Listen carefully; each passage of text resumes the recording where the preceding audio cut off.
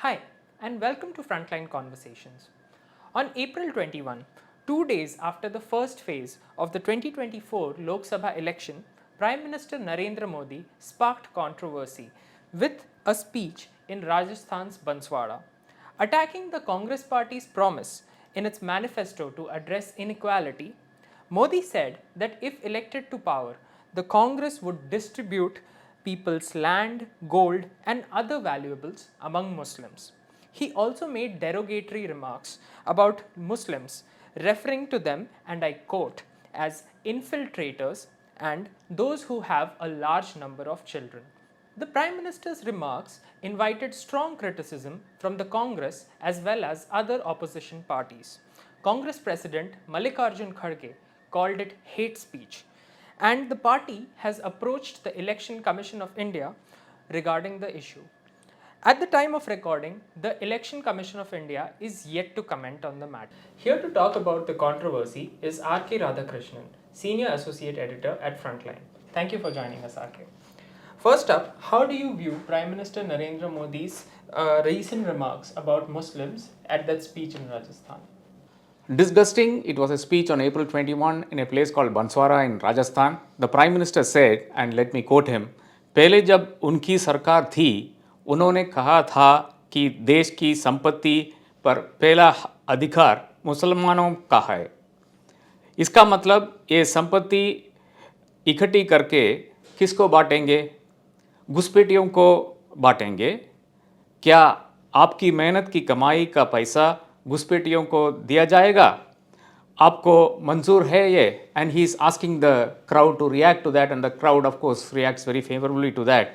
In English, earlier when they, meaning the Congress, were in power, they had said Muslims have the first right on the wealth of the nation.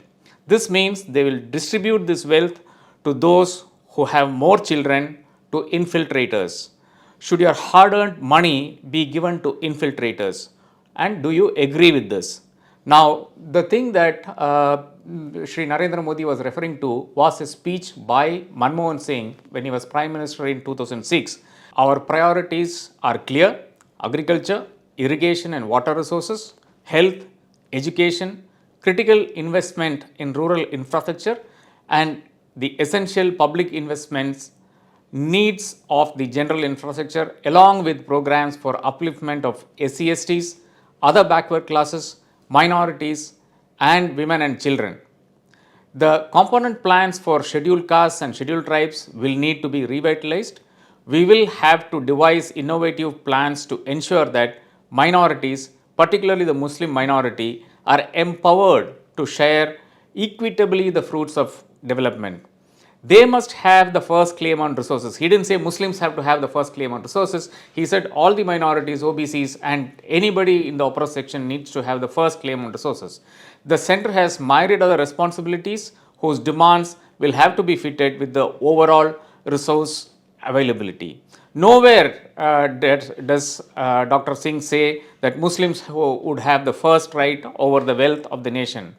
But Prime Minister Modi distorted the statement and peddled a lie with clear objective of creating fear in the minds of the Hindus, because as we have seen time and again, the narrative from 2019 and even before 2019 was that Hindu khatre mein hai, that is, the Hindu is in danger, and if we are all not together, then the Muslims will overwhelm you. That is, 20% of the population will overwhelm 80% of the population has been the narrative, and it has sold very well in 2019 and in earlier elections, and Modi is basically trying to encash on that particular feeling. Modi's statements come right after the first phase of the election, which saw voting in over 100 constituencies out of the total 543.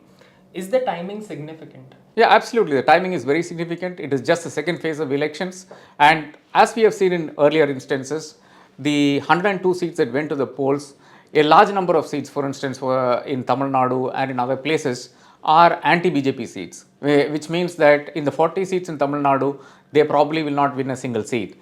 And probably this is also reflected in other states, and I think the Prime Minister is desperate to have some kind of a narrative, and none of the narratives have so far worked. He has tried to bring in the narrative of the Kachadiva island, that India gave away the island to Sri Lanka, that fell flat. He tried to bring in the narrative of dynasty politics, meaning that Stalin's son also is in politics and he is the decision maker and whatnot. That also did not work. He tried bringing in the narrative of the corruption within the DMK. That also didn't really have much traction. So what we see is a desperate attempt to create a narrative, and this appears to provide a narrative.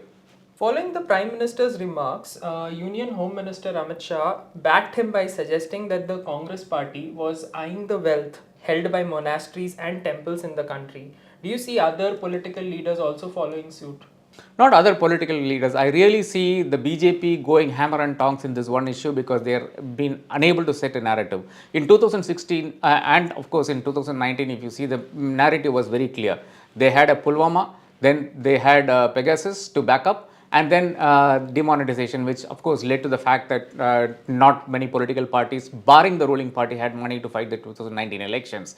And over and above all of these things, political parties, opposition political parties, thought that all of them could become the Prime Minister of the country, the leaders of all those combinations. Now they realize that none of that is true. They have to come together for survival. They have to come together to save the Indian nation from the clutches of a dictatorship. So that is why all these other political parties do have very clear programs based on, say, Congress party has a manifesto, the DMK has a manifesto, most of the other political parties are talking about reclaiming India. Mr. Stalin, the Tamil Nadu Chief Minister, talks about a second independence movement and whatnot. And Mr. Rahul Gandhi and the others also have been talking about the need for a massive struggle. But at the other side, if you look, there is no narrative at all. There is unemployment, which the government is unwilling to address, or the political party leaders are unwilling to address. There is a lot of problems in people accessing even healthcare and a lot of other issues. None of these issues are being addressed.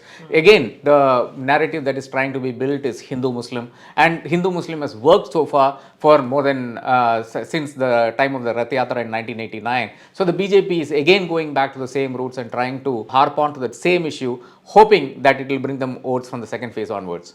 The Model Code of Conduct, which has been released by the Election Commission of India, says that there shall be no appeal to caste and communal feelings for securing votes.